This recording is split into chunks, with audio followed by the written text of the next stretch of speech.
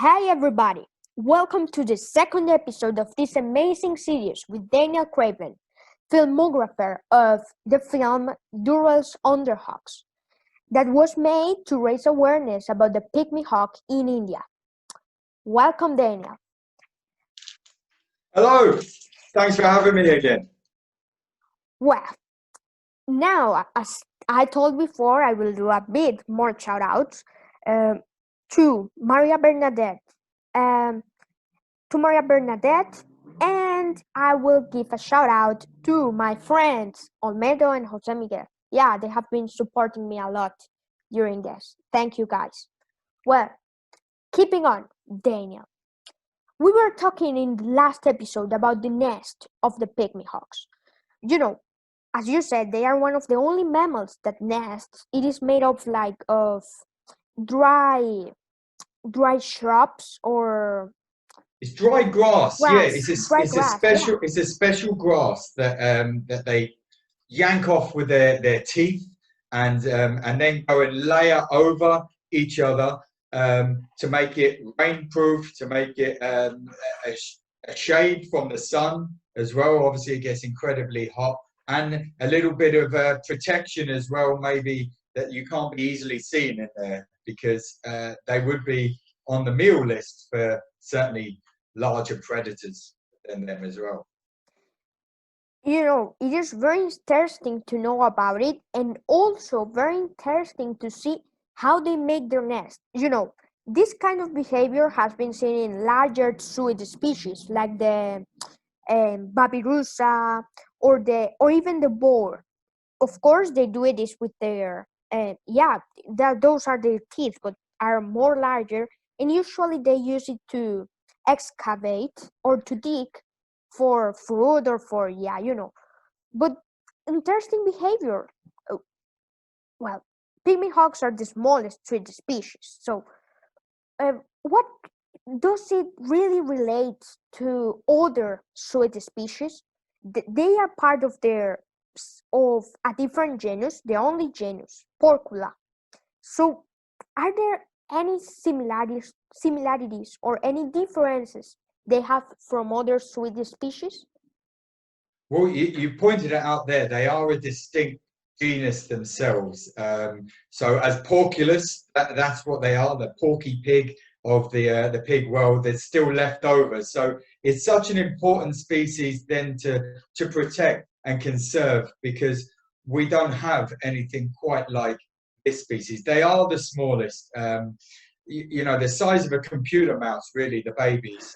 They're really very very cute and very very small. But Yeah. like other pigs and hogs, they do use their snouts as well to rough up the ground and to find roots and tubers and little insects that they would eat on as well. So there are similarities, and for a long time they were actually misunderstood as being as part of that wider species and lumped in with all the rest. It was only after more recent genetic investigation that we confirmed what one of the first ever people who saw a pygmy hog was to say that it was its own species, Porcula.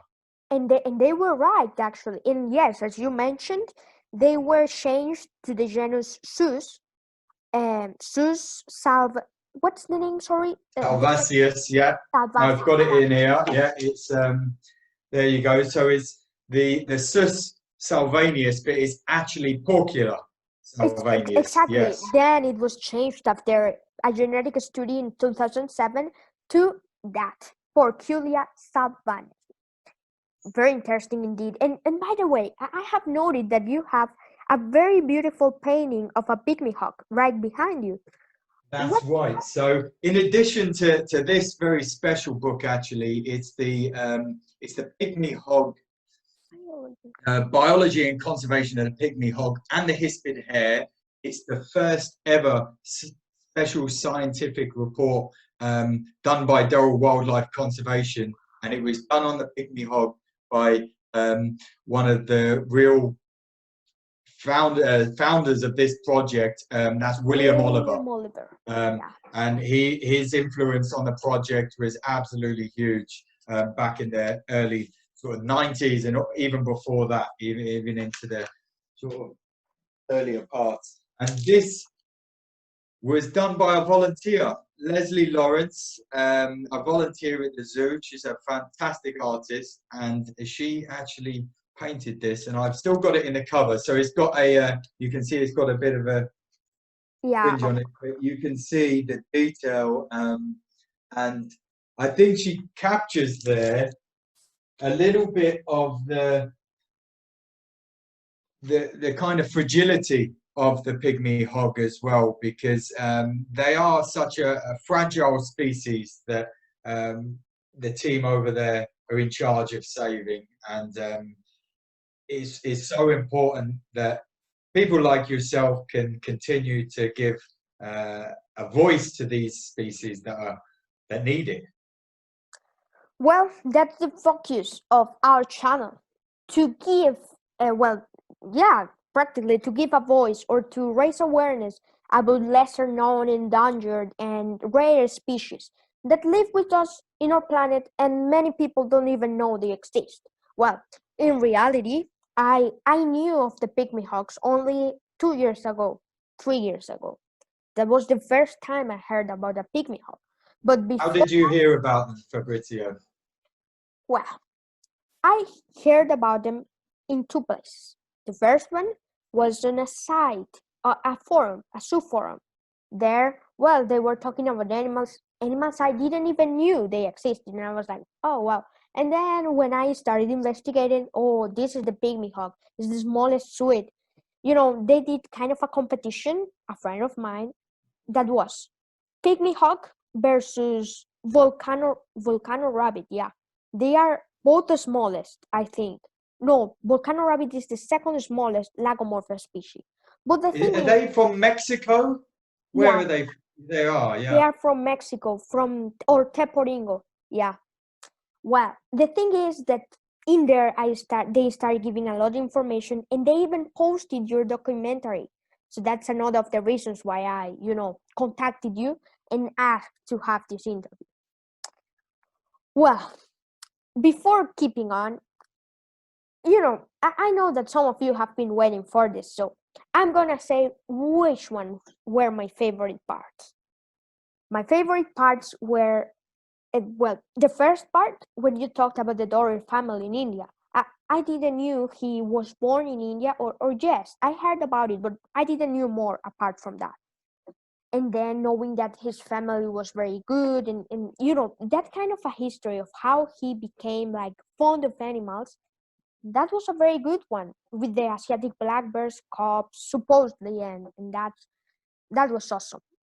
Also, what I really liked, and it should have felt, well, I don't know if sad, or like when you cry of happiness or something like that, when you released the 100th pygmy hog into the wild. That was like a moment, like literally, they are saving a species here. Literally, they are doing their best. They are, and they just hit an amazing milestone that not many species have hit yet or will hit. So yeah, that's It's true. When you just mentioned it, then the chills still go down the back of my neck, because I recall that moment still very, very vividly. Um, Driving down towards the site that morning with Parag, who's obviously been working to save this species for so long. It wasn't the first time he'd released species and pygmy hogs back into the wild, but with this number, it got the attention of the press. It got the attention of the conservation community, because, as you mentioned, mammals are not easy to breed and release and to prepare back into the wild. Maybe birds and reptiles, they're a little more hardwired, and I'm not saying it's easier, but they have bigger kind of clutches and groups of babies and things. So yeah. it was a real challenge to get to this number. And when you're starting out at 0 or 1 or 2, to look at a number like 100 and say, wow, when we get there, let's see where we are. So to be a part of that day, to go down and release that and see the culmination of so many people's work, it was fantastic to record and document really for the people there, because as important as conservation is, it's people, I think, that really make it work. And people like the team in India epitomize everything that's good about conservation. They work with the communities, they work with other conservation sites. They're always willing to learn, and they're always willing to share what they know. It really makes me have hope for the future that these techniques can spill out into other conservation projects as well. And the beliefs and values of the Durrell team out in India can also inspire people to better save species that they're working with. Exactly. That's something that gives us hope, that gives a lot of people hope of that something can still be done. But another sad thing that we can highlight, talking about the Pygmy Hog. Well, sorry, this wasn't sad. This was really good. But what I want to highlight is that in reality, some people are paying more attention to it. Is, well, we call it ABC animals. They are, the big ones, the interesting ones like the elephants, gorillas, orangutans, that stuff. When a species that could be more, like you said, more charismatic, more beautiful than those, are being neglected by conservationists, or by some conservationists, and by the local people, you know and that's something that also we have talked in other interviews, like the one with Mariela Superina about the pink fairy armadillo. You can also find it, and I will put the link. So yes, that's something that I find, I don't know, that I don't really like about conservation. As you have your focus in ABC, also focus on the lesser known. And Jersey does an incredible job with that, because most of their collection is practically lesser known endangered species.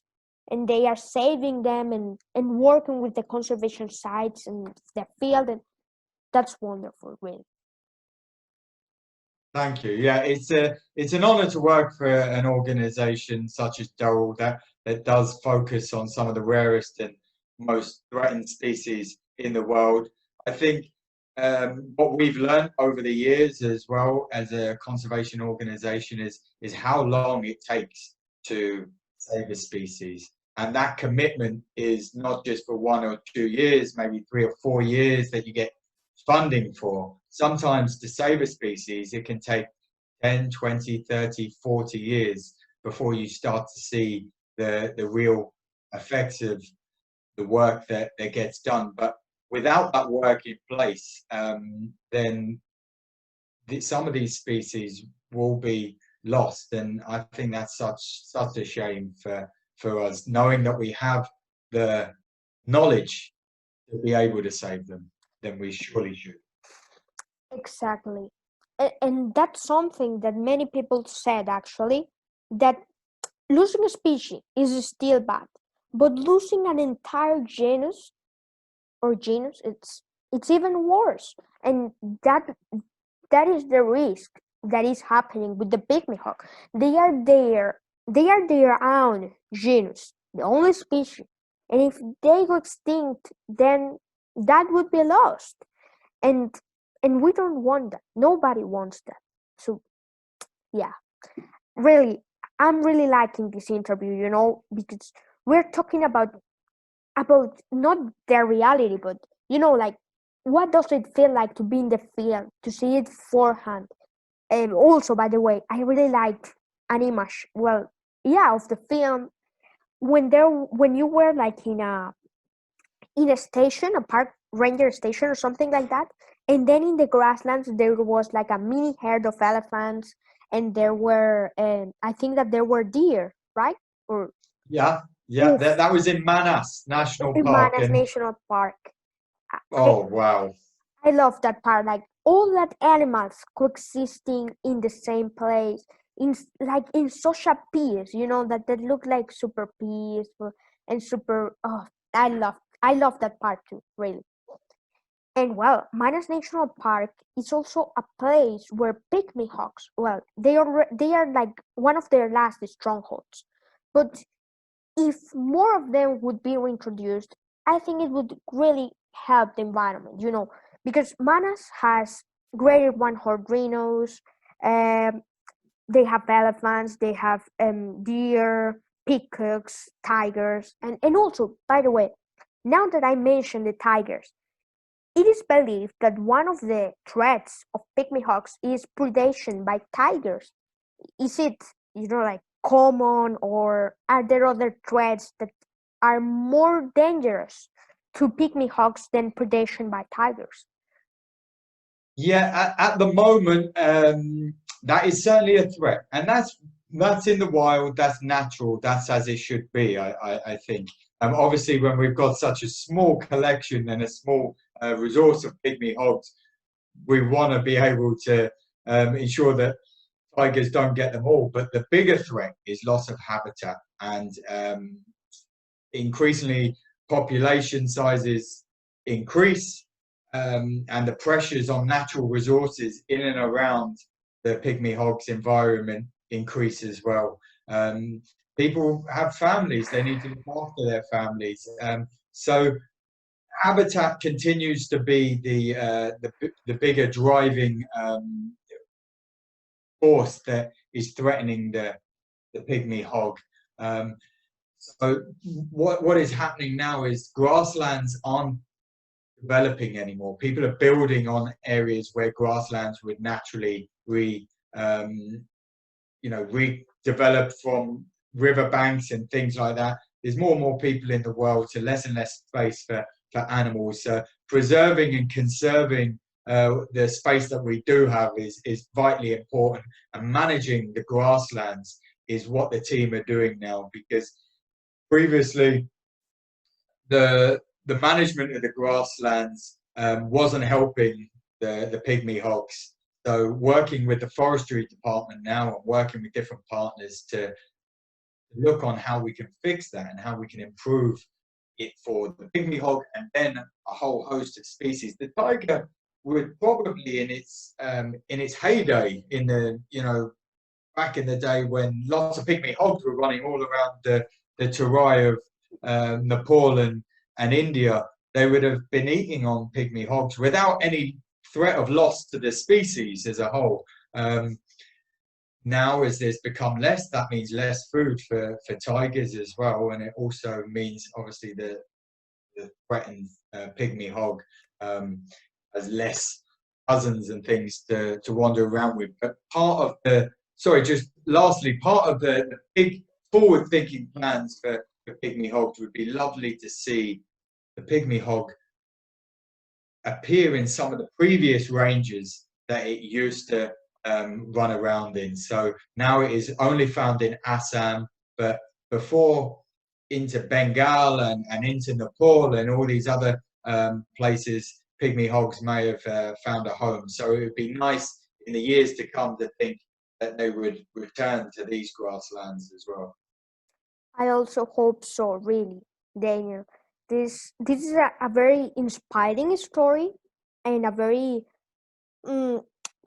a very inspiring story on how this species has kind of, uh, like its conservation evolved, because now there are more in number, there are constant reintroductions into the wild. But yeah, still there's a lot of work to do, and that's why your support, people, is important for this cause. You can donate to the Rural Wildlife Trust to support projects like this of the Pygmy Hawk. Also, I have a question for you, Daniel. Do the do the Pygmy Hawk conservation program is like receiving donations, or you need to donate to the Rural Wildlife Trust? So yeah, that's it. If you can support the Pygmy Hog Conservation Program, you can do it through Durrell Wildlife. There is various places that you can go to make sure that your money is going specifically to the Pygmy Hog Conservation Program. But the money that anybody that provides for Durrell and supports Durrell with is going towards saving species like the pygmy hog and lemurs in Madagascar. We've got a whole host of species, but if people want to direct their money specifically for the pygmy hog program, there is an option to do that through the Durrell Wildlife website. Well, people, you heard that right. I will put you the link to the Durrell Wildlife Trust donation in their website, and I hope you support them. They are really doing a truly amazing work. And well, I think it is enough of proof that with the two interviews we've done to Durrell Wildlife, um, like Durrell Wildlife Associate conservationists, that the work they do is invaluable, really, and it's worth the risk. Yeah, worth the work, because what they are doing is to save a species and to change our planet. Thank you, Daniel, for being here. This is an amazing moment, an amazing interview, and an amazing second episode of the series. People, this is the end of the series. It was very short. I hope to do longer ones in the future. I hope you like it. You subscribe to my channel. You share my videos. We need people. We need to keep raising awareness. And also, by the way, if you are if you're a conservationist, biologist, zookeeper, or simply work with animals and want to raise awareness about them, and you want to have an interview with me or Instagram Live, please contact me and I would be more than happy to do so. Daniel, I also think that your film was so amazing that I'm even thinking of doing like a review of it, Well, I because would appreciate that. It would be nice to highlight the work of the Pygmy Hog team, who are really the heroes. And the team actually that helped me make that film were all volunteers. And it just goes to show that with people, if they have a passion, they can really make a difference. And to help maybe bring out another conservationist like Carl Jones or Parag or one of the team that will go on and continue this work. exactly. Also, I would like to thank, what was the name of the person that did the art? Because Well, that's Leslie Lawrence. So she's an artist at the zoo. She's a volunteer, also an artist, and that was a gift from her. So that was fantastic. I'm really well, pleased. thanks to Leslie Lawrence because of raising awareness by artwork. That's one of the new things that is going on before and now more due to the pandemic. People is doing art for conservation, uh, painting or doing handcrafts of animals that are endangered, that are lesser known, and raising awareness about them. It's really good. So thanks to all of you. And well, Daniel, it is a pleasure to have you. Do you want to say a last inspiring message to my viewers on conservation? Well, I would like to say that please share this video because I think that your show is absolutely fantastic. I think you are absolutely fantastic. And I thank you for helping to raise awareness for species and for your interest in the natural world. It's people like you that are going to help make a huge difference to this planet. And I just want to urge everybody to support your channel. Thanks a lot, Daniel, and thanks to you too for helping me raise awareness about the pygmy hawk. Well, people, see you soon and hope you enjoy. Bye.